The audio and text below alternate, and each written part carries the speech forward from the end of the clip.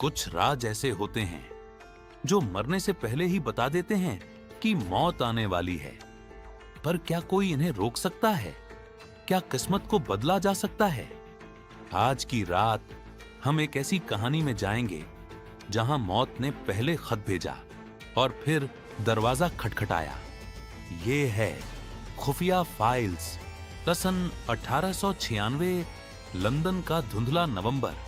ठंड इतनी थी कि सांस लेने पर भाप निकलती थी।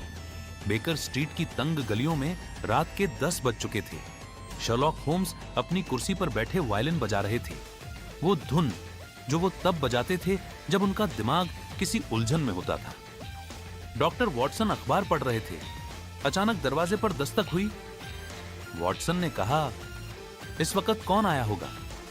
होम्स ने वायलिन रोका और बोले, कोई बहुत परेशान इंसान। दस्तक में घबराहट है वॉटसन, सुनो कितनी तेज है। दरवाजा खुला। सामने एक नौजवान खड़ा था, उम्र कोई 25 साल, चेहरे पर दहशत, हाथ कांप रहे थे। उसका नाम था आर्थर पेम्बरटन।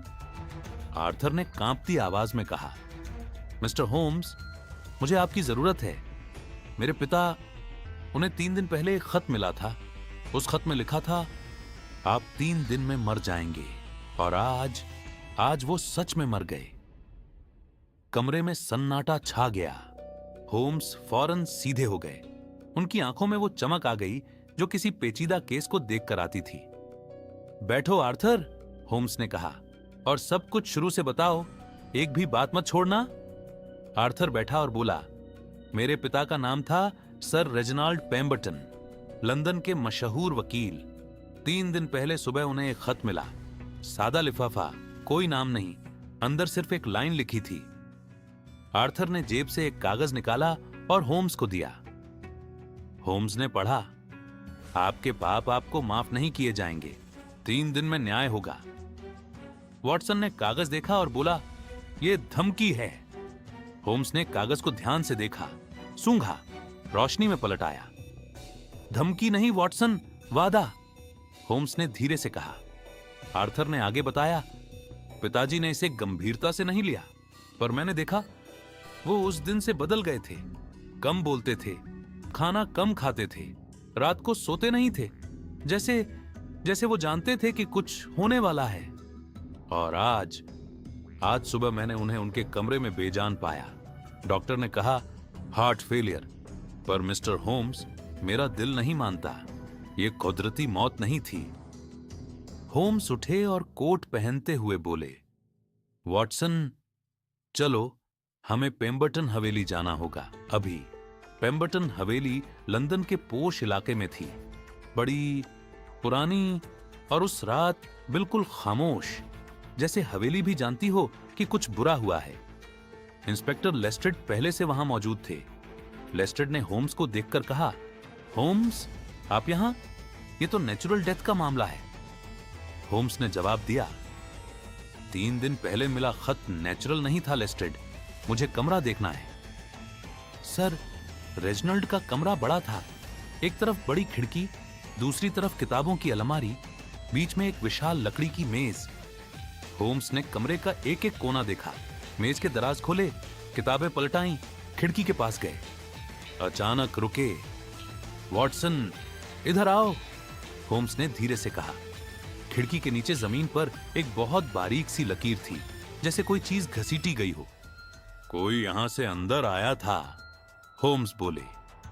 लेस्ट्रेड ने कहा, पर खिड़की तो बंद थी, पर बाहर से, होम्स ने जवाब दिया।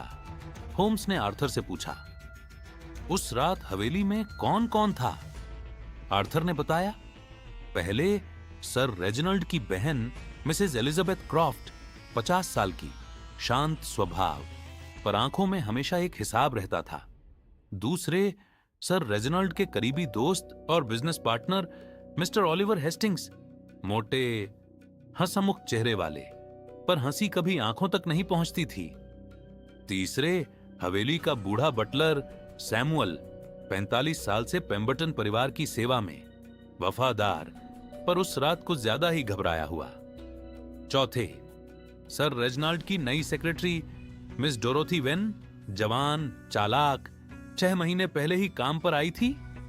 5वें, सर रेजिनाल्ड के पुराने दुश्मन और पड़ोसी लॉर्ड फ्रेडरिक मोर्स, जो उस रात अचानक बिन बुलाए आए थे। 5 लोग, 5 राज और एक कातिल। होम्स ने सबसे पहले सर रेजिनाल्ड की मेज के दराज को ध्यान से देखा।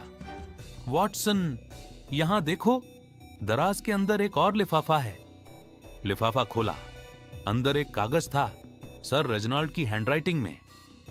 होम्स ने पढ़ा, अगर मैं मर जाऊं तो मेरी मौत का जिम्मेदार वो इंसान है जिसे मैंने 20 साल पहले बर्बाद किया था। मुझे माफ कर देना। वॉटसन चौंक गए। होम्स, इसका मतलब सर रेजिनाल्ड को पहले से पता था? सिर्फ पता नहीं था वॉटसन, वो जानते थे कि कातिल कौन है, पर बताना नहीं चाहते थे। शायद उन्हें लगता था कि उन्होंने जो किया उसकी सजा वो डिजर्व करते थे। होम्स आगे बढ़े। उन्होंने मिस डोरोथी वेन को बुलाया। मिस वेन, आप यहां कब से काम कर रही हैं? 6 महीने से, डोरोथी ने जवाब दिया। और इससे पहले? मैं एडिनबर्ग में थी। होम्स ने उसकी आंखों में देखा। एडिनबर्ग, जहां 20 साल पहले सर रेजिनाल्ड ने एक इंसान को झूठे केस में फंसाकर बर्बाद किया था। डोरोथी का चेहरा सफेद पड़ गया। होम्स ने आगे कहा, मिस वेन या मिस डोरोथी मैकेंजी, वो इंसान जिसे सर रेजिनाल्ड ने बर्बाद किया, उसका नाम था रॉबर्ट मैकेंजी, आपके पिता। कमरे में सन्नाटा। डोरोथी की आंखें भर आईं। मेरे पिता निर्दोष थे। सर रेजिनाल्ड ने झूठी गवाही दी थी। मेरे पिता को 5 साल जेल हुई। जब वो बाहर आए, टूट चुके थे। 2 साल बाद उनकी मौत हो गई। मां भी चली गई, मैं अकेली रह गई। मैंने सालों इंतजार किया, फिर यहां नौकरी ली। सर रेजिनाल्ड के करीब आई, उन्हें वो खत लिखा। चाहती थी कि वो डरें जैसे मेरे पिता डरे थे। वॉटसन ने धीरे से पूछा, तो क्या तुमने? होम्स ने हाथ उठाया। नहीं वॉटसन, डोरोथी ने नहीं किया। सब चौंक गए। होम्स सीधे मिस्टर ओलिवर हेस्टिंग्स के सामने खड़े हो गए। आप बहुत होशियार हैं ओलिवर, होम्स ने कहा। आपने डोरोथी का गुस्सा देखा, उसके खत के बारे में जाना और मौका देखकर काम कर दिया। आपको पता था कि अगर सर रेजिनाल्ड मरे तो उनकी पूरी दौलत आपको मिलेगी, पार्टनरशिप एग्रीमेंट के हिसाब से। ओलिवर का चेहरा लाल हो गया। यह बकवास है। बकवास नहीं। होम्स ने जेब से एक शीशी निकाली। यह शीशी आपके कोट की जेब से गिरी थी जब आप कमरे में आए थे। इसमें एक ऐसा जहर है जो हार्ट अटैक जैसी मौत देता है। कोई निशान नहीं छोड़ता। आपने खिड़की से अंदर आकर सर रेजिनाल्ड की चाय में यह मिलाया, रात को जब सब सो गए थे। और डोरोथी का खत, वो आपके लिए परफेक्ट कवर था।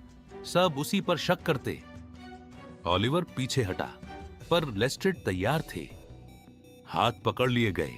उस रात लंदन की ठंडी हवाओं में एक और राज खुला। ओलिवर हेस्टिंग्स को गिरफ्तार कर लिया गया। डोरोथी वेन को छोड़ दिया गया। उसका जुर्म सिर्फ एक खत था, बदले की आग में लिखा हुआ। आर्थर पेम्बरटन की आंखें भरी थीं। उसने होम्स का हाथ थामा और कहा, शुक्रिया मिस्टर होम्स। होम्स ने धीरे से कहा, अपने पिता को याद रखो आर्थर, पर उनकी गलतियों से सीखो। बाहर निकलते वक्त वॉटसन ने होम्स से पूछा, होम्स, आपको पहले से पता था? होम्स ने पाइप सुलगाते हुए कहा, वॉटसन, जब कोई इंसान बिन बुलाए किसी के घर आता है तो वो या तो बहुत करीबी होता है या बहुत खतरनाक। लॉर्ड मोर्स बिन बुलाए आया था, पर उसने कुछ नहीं किया। ओलिवर बुलाया गया था, पर उसकी आंखें हमेशा दरवाजे की तरफ थीं, जैसे भागने का रास्ता ढूंढ रहा हो। वॉटसन मुस्कुराया और शर्लॉक होम्स एक बार फिर लंदन की धुंध में खो गए, अपनी अगली खुफिया फाइल की तलाश में। ये थी आज की खुफिया फाइल। अगर ये कहानी आपको पसंद आई तो चैनल को सब्सक्राइब करें और घंटी जरूर दबाएं, क्योंकि अगली फाइल और भी गहरी है। खुफिया फाइल्स, हर राज उजागर होगा।